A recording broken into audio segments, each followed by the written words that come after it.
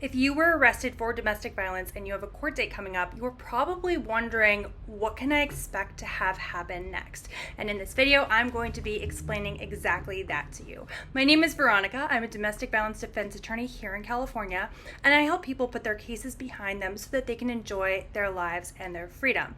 And again, in this video, I'm going to be explaining a timeline of what to expect before court if you've been charged with domestic violence. Now, this particular timeline applies to my clients and the process that I've set forth for them, which I've found over the past 10 years, over 10 years of handling these cases, is the best way to get charges dropped before court.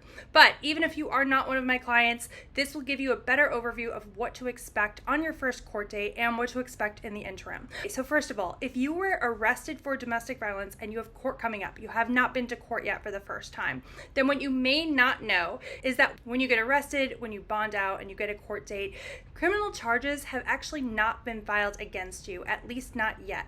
What happens from the time that the police arrest and your first court date is that the police officers have to write a report and then give that report to the district attorney. The district attorney then has to look at that report and anything else that's in your file, criminal history is going to be there or lack thereof, and decide, are they going to file charges for what you were arrested for? Are they going to go along with what the police had chosen?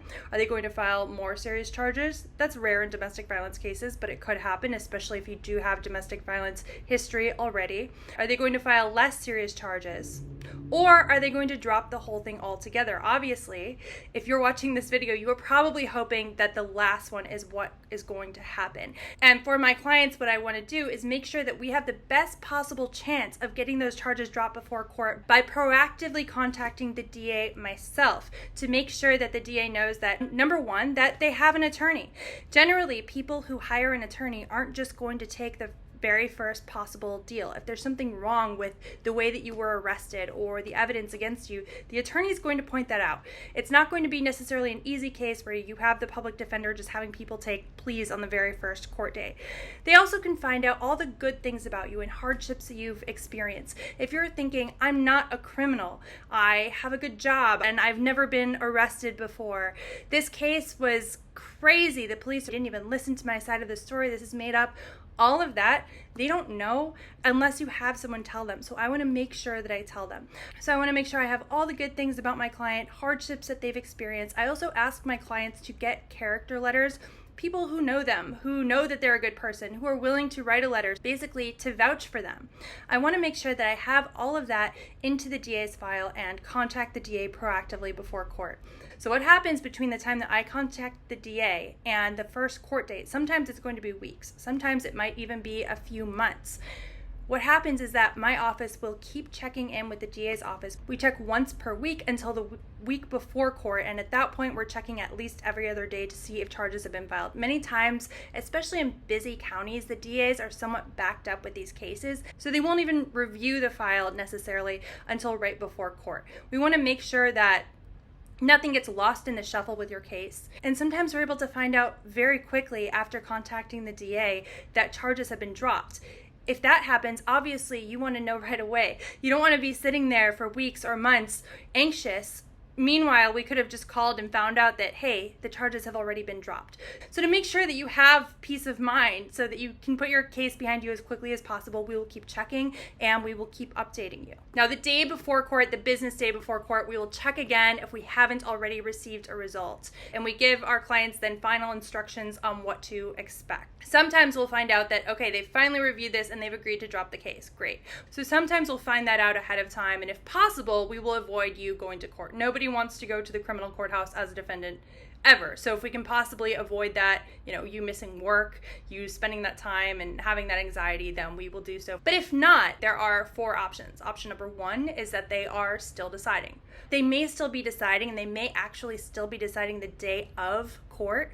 They may not actually know the day before. They may not have gotten to the bottom of their pile for that day. Option number 2 is they've already filed and it is a felony. That's very rare, but it could happen, especially if you have criminal history or there were really bad injuries, something like that. Number 3 is they could file as a misdemeanor. Many times these domestic violence arrests are for PC 273.5A, corporal injury to a spouse or cohabitant. And typically the arrests for those, even though it's a wobbler, meaning it could be a felony or misdemeanor, typically the arrests are felony. So we might find out that they've charged it, but they've charged it as a misdemeanor. And then option number 4, and this only applies to some cities, not just some counties, but some cities. Sometimes what will happen is that the DA, and that's the prosecutor's office that handles cases all the way up to first-degree murder, sometimes they will decide, you know what, we don't really want this case, but we'll give it to the baby prosecuting agency. The city attorney only handles misdemeanors. So if there is no city attorney for where you're located, they can't refer it to the city attorney. But if there is, such as in the city of Los Angeles, then the case might be referred to the city attorney. You know right away if that happens, that worst case scenario, it's a misdemeanor.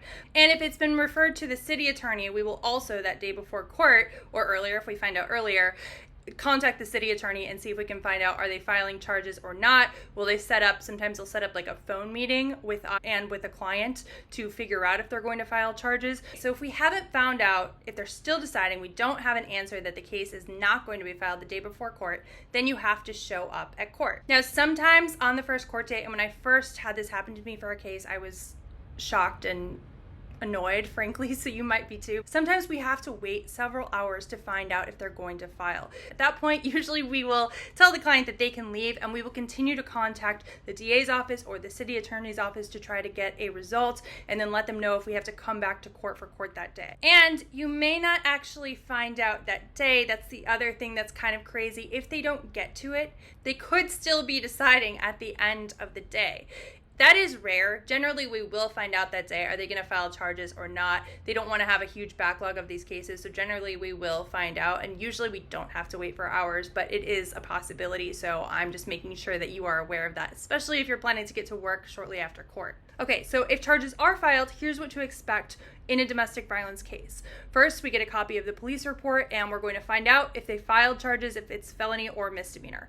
One frequently asked question is, when will we get the police report? Will we get it before the first court date? The answer to that is no, but at the first court date, if charges are filed, and only if charges are filed, then your attorney will get a copy of the police report. Second, the prosecutor is always, in the state of California, going to ask for a no contact order so that you and the victim won't be in contact. If you and the victim are broken up, then you probably don't care. But if you are together, if you're living together, if you have kids together, then you probably care very much, as does the alleged victim.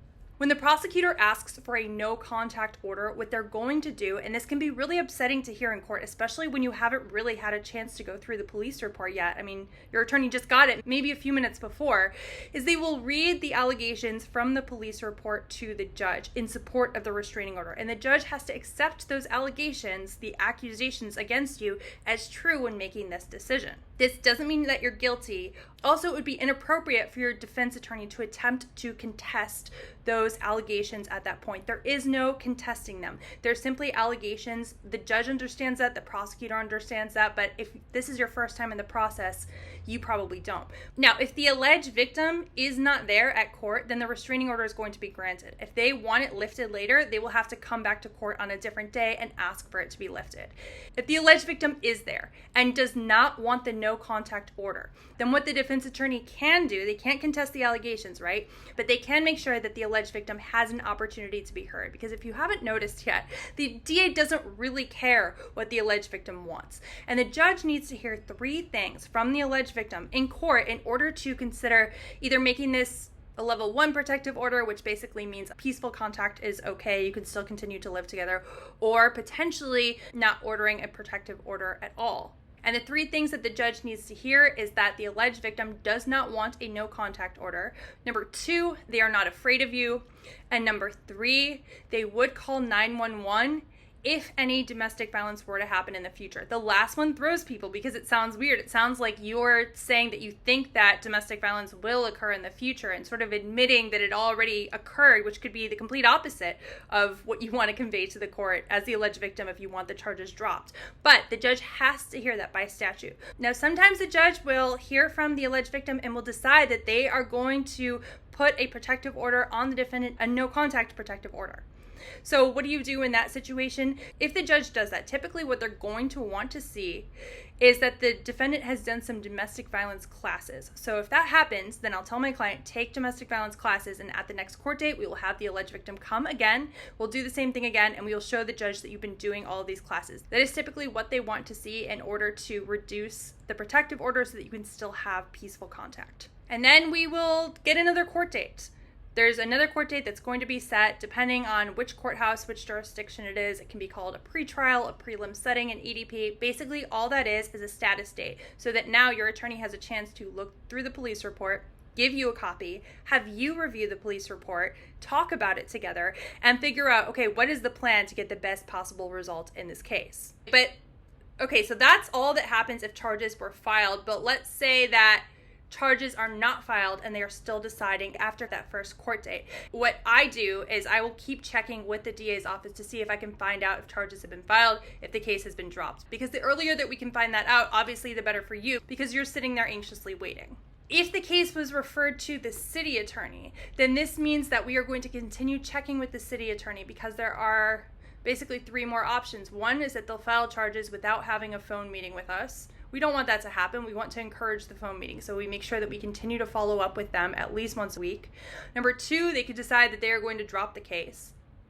And number 3 is that they could schedule a phone meeting with us, which is great. Every single time that I have had a phone meeting with the city attorney hearing officer, and I give my clients very strict instructions, but every single time that I've had that happen, we get the case dismissed ultimately. Also, if the case has been referred to the city attorney, then we follow up with them and make sure that they have a copy of everything that we presented to the DA about why they shouldn't file charges. Because even though the DA should forward over the whole file, a lot of what we're doing here is making sure that nothing gets lost in the shuffle, because the criminal justice system in California is a bit of a mess. Things don't always work how you would hope that they would work, and we have to stay on top of them to make sure that nothing gets lost in the shuffle.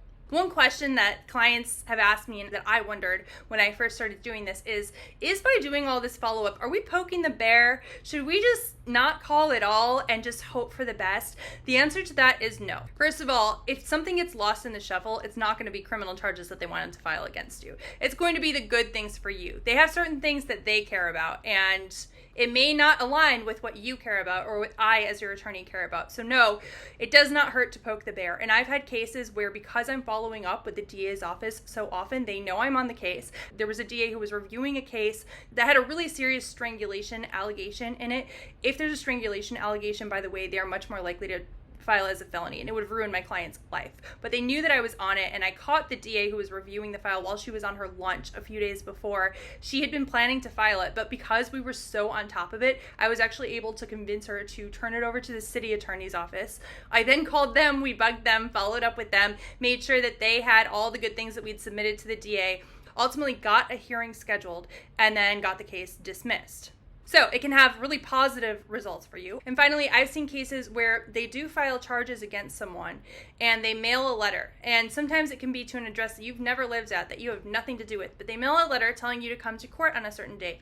If you don't, there's going to be a warrant out for your arrest. The last thing that you want is to end up getting picked up on a warrant because you had no idea that you were supposed to go to court.